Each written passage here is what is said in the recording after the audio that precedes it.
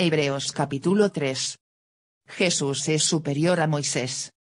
Por tanto, hermanos santos, participantes del llamamiento celestial, considerad al apóstol y sumo sacerdote de nuestra profesión, Cristo Jesús, el cual es fiel al que le constituyó, como también lo fue Moisés en toda la casa de Dios. Porque de tanto mayor gloria que Moisés es estimado digno cuanto tiene mayor honra que la casa el que la hizo. Porque toda casa es hecha por alguno, pero el que hizo todas las cosas es Dios. Y Moisés a la verdad fue fiel en toda la casa de Dios, como siervo, para testimonio de lo que se iba a decir. Pero Cristo como hijo sobre su casa, la cual casa somos nosotros, si retenemos firme hasta el fin la confianza y el gloriarnos en la esperanza. El reposo del pueblo de Dios, por lo cual, como dice el Espíritu Santo, si oyereis hoy su voz, no endurezcáis vuestros corazones. Como en la provocación, en el día de la tentación en el desierto, donde me tentaron vuestros padres, me probaron. Y vieron mis obras 40 años. A causa de lo cual me disgusté contra esa generación. Y dije, siempre andan vagando en su corazón. Y no han conocido mis caminos. Por tanto, juré en mi ira. No entrarán en mi reposo. Mirad, hermanos, que no haya en ninguno de vosotros corazón malo de incredulidad para apartarse del Dios vivo. Antes exhortaos los unos a los otros cada día, entre tanto que se dice, hoy, para que ninguno de vosotros se endurezca por el engaño del pecado. Porque somos hechos participantes de Cristo, con tal que retengamos firme hasta el fin nuestra confianza del principio. Entre tanto que se dice, si oyereis hoy su voz, no endurezcáis vuestros corazones, como en la provocación. ¿Quiénes fueron los que, habiendo oído, le provocaron? ¿No fueron todos los que salieron de Egipto por mano de Moisés? ¿Y con quienes estuvo el disgustado 40 años? ¿No fue con los que pecaron, cuyos cuerpos cayeron en el desierto? ¿Y a quienes juró que no entrarían en su reposo, sino a aquellos que desobedecieron? Y vemos que no pudieron entrar a causa de incredulidad. Era muy normal comparar a Jesús con Moisés, pues en todo el Antiguo Testamento no hubo nadie más grande que él. El autor, sin embargo, no se detiene más que en la experiencia vivida por el pueblo de Moisés. Recuerda que los hebreos habían recorrido el desierto en busca de la tierra prometida y que muchos no habían soportado esa prueba. Por medio de Moisés Dios los invitó a entrar en un mundo nuevo. Pero no vieron que debían superarse para conseguirlo. En cuanto disminuían las dificultades, dejaban de desear la tierra prometida. Los creyentes de hoy están también en marcha y tienden al reposo que Dios nos ofrece. La primera vez fue Moisés, el servidor de Dios, quien guió a su pueblo como responsable de su casa. Ahora es el Hijo. Aquellos pensaban encontrar el descanso en una tierra que les pertenecería. Pero el verdadero descanso es la comunión con Dios al que alcanzamos por la fe, con la entrada en la comunidad cristiana. Esta carta recordará muchas veces la advertencia hecha a los emigrantes hebreos en el desierto, ojalá escuchen hoy la voz del Señor. El camino es largo, y debemos seguir sostenidos por la palabra de Dios, esperando lo que Dios ha prometido, pero que para nosotros permanece invisible. El relato de la creación hablaba del descanso de Dios después de crear el mundo. Este descanso significa que el universo y la historia llegarán a un término, y que todo retornará a Dios. La pena y el descanso del hombre lo conducen a su descanso, que no será otra cosa que compartir la dicha de Dios. Jesús, superior a Moisés. A. Considerando a Jesús. 1. Primera, por tanto, ¿quiénes somos nosotros a la luz de los párrafos previos? Por tanto, hermanos santos, participantes del llamamiento celestial. A. Por tanto, se nos ha dejado con la imagen de Jesús, nuestro sumo sacerdote celestial. Ya que esto es verdad, nos enseña algo sobre quiénes somos nosotros. Entender quiénes somos a la luz de quién es Jesús y lo que ha hecho por nosotros es esencial para una vida cristiana saludable. Nos guarda de las profundidades del desaliento que enfrentaron los cristianos hebreos. B. Somos hermanos santos, porque nuestro celestial, santo sumo sacerdote no se avergüenza de llamarnos hermanos. Hebreos 2:11, nos debe animar y hacer sentir bendecidos que Jesús nos llame sus hermanos santos. C. Somos participantes del llamamiento celestial, debido a que Jesús está comprometido a llevar muchos hijos a la gloria, Hebreos 2:10, somos sus compañeros en su llamado celestial. Esto debería de ser de bendición y animarnos a seguir adelante, incluso durante pruebas y tiempos difíciles. 2.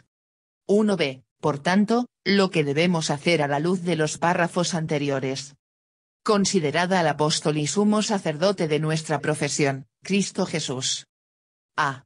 Considerad al apóstol, nosotros no solemos aplicar esta palabra a Jesús, pero él es nuestro apóstol. La palabra griega para apóstol en realidad significa algo así como embajador, Hebreos 1:2.12. Dios tenía que enviar un mensaje de amor tan importante, que lo envió a través de Cristo Jesús. Y este mensaje es bastante claro, considerad esto. Considerad que Dios los ama tanto que envió al máximo mensajero, Cristo Jesús. Considerad también lo importante que es que presten atención al máximo apóstol de Dios, Cristo Jesús.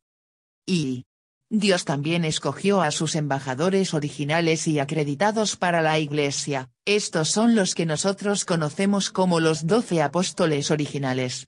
Dios todavía elige embajadores en un sentido menos autoritario, y hay un sentido en el que todos somos embajadores para Dios. B.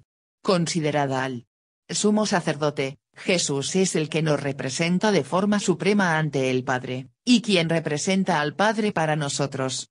Dios se interesa tanto por nosotros que puso al máximo mediador, al máximo sumo sacerdote, entre él mismo y el hombre pecador.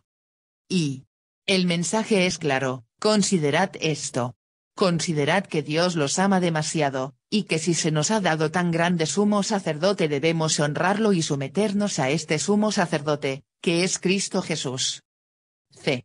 Considerad al apóstol y sumo sacerdote de nuestra profesión, Cristo Jesús. Jesús es el embajador y el mediador de nuestra profesión. El cristianismo es una profesión hecha tanto con la boca, Mateo 10:32, Romanos 10:2.9, como con la vida. 3. 2. Considerad a Jesús como fiel en sus deberes ante el Padre, así como Moisés fue un fiel siervo de Dios. El cual es fiel al que le constituyó, como también lo fue Moisés en toda la casa de Dios. A. El cual es fiel, el considerar la fidelidad pasada de Jesús, nos hace entender que Él continuará siendo fiel. Y así como le fue fiel al Padre, al que le constituyó, así nos será fiel a nosotros. Esto debería animarnos y bendecirnos. B. Como también lo fue Moisés en toda la casa de Dios, Moisés mostró una fidelidad increíble durante su ministerio, pero Jesús mostró una fidelidad perfecta, sobrepasando incluso en eso a Moisés. B. Jesús, superior a Moisés. 1. Tercera, Jesús ha recibido más gloria que Moisés. Porque de tanto mayor gloria que Moisés es estimado digno este. A. Moisés recibió mucha gloria de Dios. Esto es visto en cómo su rostro resplandecía después de pasar tiempo con Dios, Éxodo 34 2.29-35, en su justificación ante Miriam y Aarón, Números 12 2.68, y ante los hijos de Coré, Números 16. B. Porque de tanto mayor gloria que Moisés es estimado digno este, pero Jesús recibió mucha más gloria del Padre, en su bautismo, Mateo 3 2.16-17, en su transfiguración, Marcos 9 2.7, y en su resurrección, Hechos 2 2.26-27 y Hechos 2 2.31-33. 2. 3b6, ¿por qué recibió Jesús más gloria que Moisés? Porque Moisés fue un siervo en la casa de Dios, pero Jesús es el constructor de la casa, así como un hijo en ella. ¿Cuánto tiene mayor honra que la casa el que la hizo? Porque toda casa es hecha por alguno, pero el que hizo todas las cosas es Dios.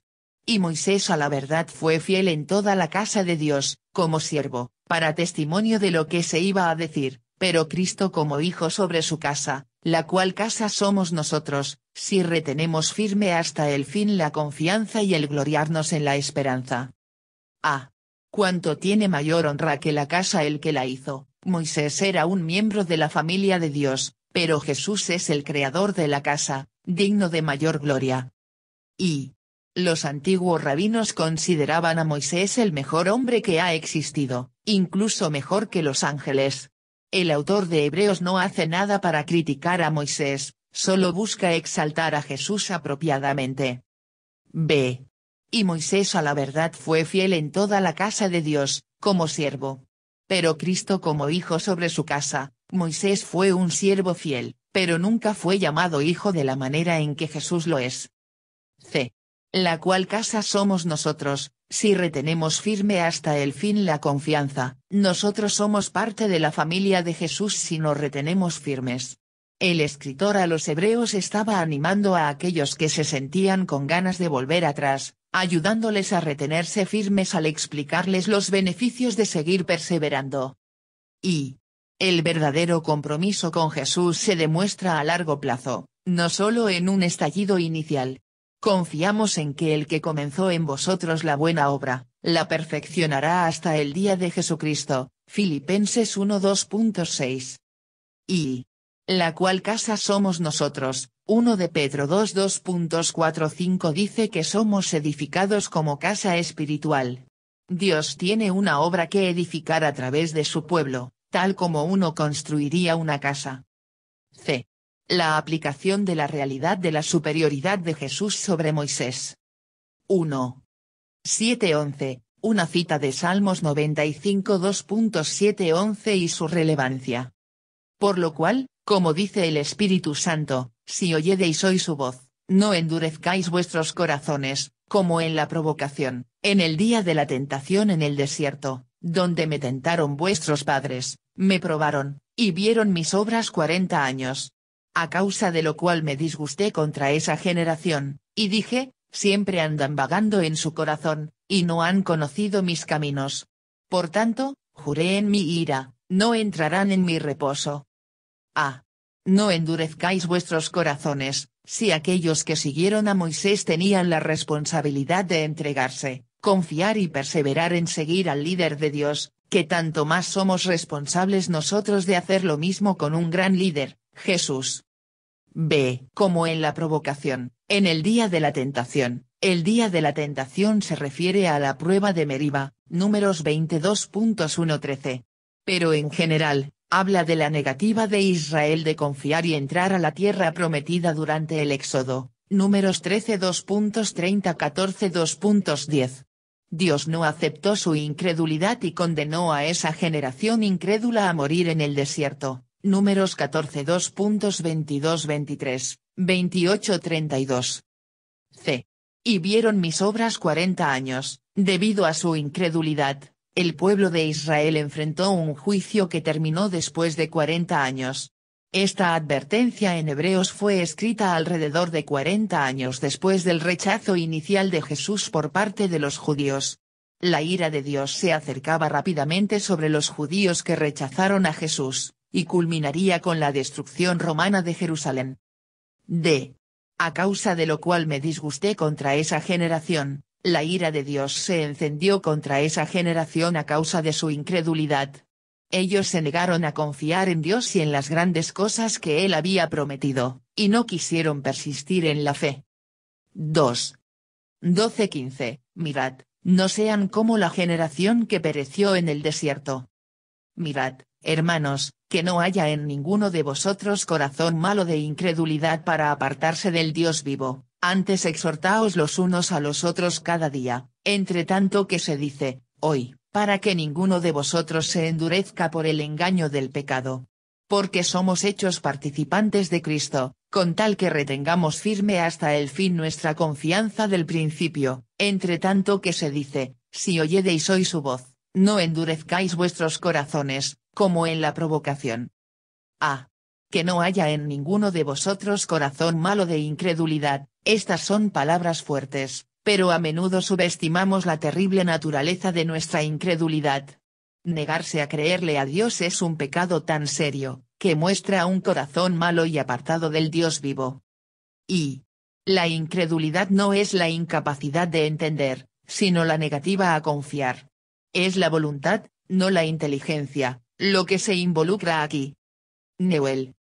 Y uno puede realmente creerle a Dios, y sin embargo ser ocasionalmente aquejado por las dudas. Existe una duda que quiere las promesas de Dios, pero es débil en la fe por el momento. Incredulidad no es debilidad de fe, sino que se coloca en oposición a la fe. Y el gran pecado de no creer en el Señor Jesucristo es a menudo tomado a la ligera y no se le da mucha importancia, como si fuera solamente un pecado cualquiera. Sin embargo, de acuerdo con todo el tono de las Escrituras, incredulidad es hacer a Dios mentiroso, ¿y qué puede ser peor? Y escucha, oh incrédulo, tú has dicho, no puedo creer, pero sería más honesto si dijeras yo no creeré. Ahí radica el mal. Tu incredulidad es tu culpa, no tu desgracia. Es una enfermedad, pero también un crimen, es una fuente terrible de miseria para ti, pero es merecida, ya que es una ofensa atroz contra el Dios de la verdad. Spurgeon. V. ¿Acaso no escuché a un hombre decir, oh Señor, he intentado creer por años? Terribles palabras, hacen que el caso sea aún peor. Imaginen que después de que hice una declaración, un hombre declara que no me creyó, de hecho, no puede creerme a pesar de que le gustaría.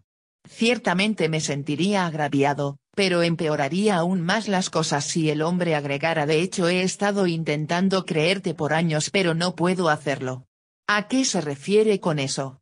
¿A qué podría referirse sino a que estoy tan incorregiblemente falso y que soy un mentiroso confirmado, que a pesar de que le gustaría darme un poco de crédito, ¿en verdad no puede hacerlo?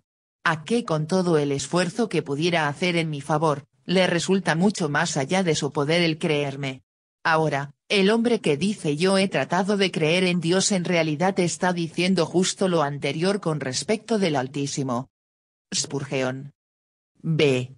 Exhortaos los unos a los otros cada día. Si vamos a fortalecer nuestra fe y a evitar la ruina de la incredulidad, debemos encontrar a otros cristianos que nos exhorten, esto es, que nos alienten en serio. ¿Y qué tan en serio nos tomamos la responsabilidad de exhortaos los unos a los otros cada día, y el ser exhortados? Juzgamos y criticamos bastante bien, pero, ¿qué tan bien exhortamos en realidad? Y si usted está fuera de la comunión total, ¿cómo puede usted exhortar o ser exhortado? ¿Qué lo protegerá de ser endurecido por el engaño del pecado? Y este énfasis es todo lo contrario a la forma de pensar de nuestra sociedad. Una encuesta mostró que más del 78% del público general y 70% de la gente que va a la iglesia cree que tú puedes ser un buen cristiano sin ir a la iglesia. Rofin Kinney. C. El engaño del pecado. El pecado de la incredulidad tiene sus raíces en el engaño, y la incredulidad nos endurece, para que ninguno de vosotros se endurezca. La incredulidad y el pecado son engañosos porque cuando somos incrédulos en cuanto a Dios, no dejamos de creer, simplemente empezamos a creer el engaño. D. Porque somos hechos participantes de Cristo, con tal que retengamos firme hasta el fin nuestra confianza del principio. Si en verdad nos hemos hecho participantes de Cristo, si en verdad hemos escuchado su voz, entonces retendremos firme hasta el fin nuestra confianza del principio. Pablo transmitió la misma idea en Filipenses 1:2.6. Pero esto no es suficiente como para dejar el asunto con un fatalista. Si en verdad has sido salvado, resistirás. Tenemos que darnos cuenta de que Dios usa estas advertencias y apela a nuestra voluntad mientras que su designado pretende desarrollar la resistencia en nuestras vidas. Aquí no hay fatalismo. No endurezcáis vuestros corazones. Con frecuencia decimos que nuestros corazones han sido endurecidos por otros o por las circunstancias. Pero la verdad es que nosotros endurecemos nuestros propios corazones en respuesta a lo que nos puedan hacer. 3. 16-19, no es suficiente con tener un buen comienzo. ¿Quiénes fueron los que, habiendo oído, le provocaron?